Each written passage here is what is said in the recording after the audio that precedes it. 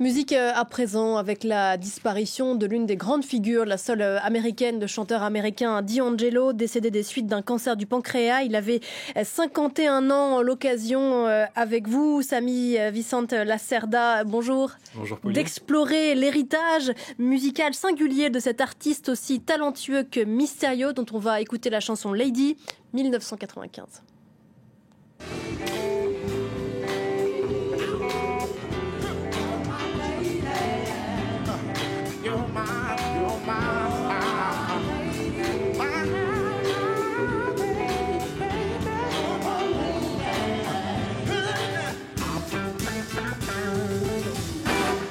Gotta see them looking at you. All of them wishing they could have you. And as a matter of fact, a bunch of them destined for you to scratch.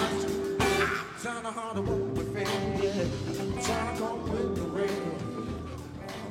Voilà, une grande voix qui a disparu, Samy. Une grande voix de la soul américaine, en effet. D'Angelo, de son vrai nom, Michael Eugene Archer, laisse une empreinte indélébile sur une soul qui aura, à sa façon, contribué à révolutionner par sa capacité à l'incorporer de sonorités funk, mais aussi hip-hop ou jazz. Il est en effet l'un des pionniers et artisans de ce que l'on appelle la néo-soul, une soul qui est plus contemporaine et qui émerge au courant des années 90, avec des figures comme Jill Scott ou encore Erykah Badu, et aussi la regrettée Angie Stone, disparue en mars dernier, qui fut d'ailleurs sa compagne.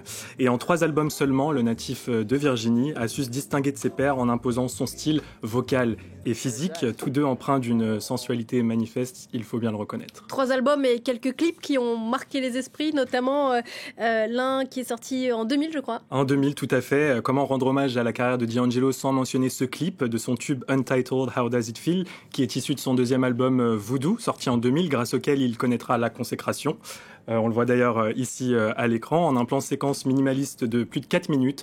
D'Angelo apparaît à l'écran en donnant l'illusion d'être totalement nu.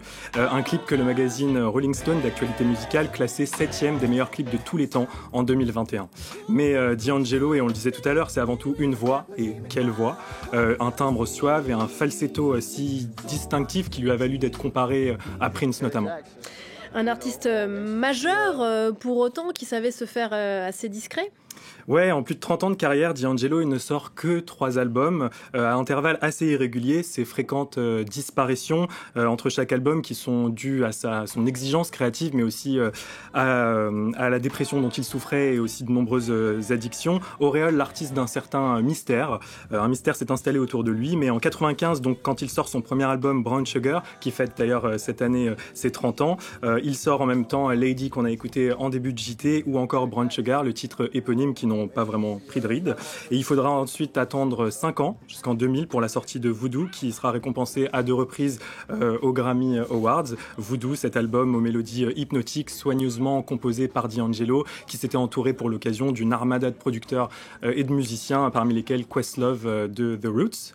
Et il disparaît ensuite pendant pas moins de 14 ans, avant de présenter son dernier album Black Messiah, qui évoque la colère sociale de l'époque, en particulier des émeutes de Ferguson qui ont gangréné les États-Unis à la suite de la mort du jeune Michael Brown, qui est un album donc plus spirituel, hautement engagé, mais toujours aussi sensuel et singulier. Un album qui fut d'ailleurs largement salué par la critique. Donc D'Angelo, on pourrait dire finalement qu'il aura pris son temps pour composer sa musique, mais il a prouvé que l'attente valait à chaque fois le coup.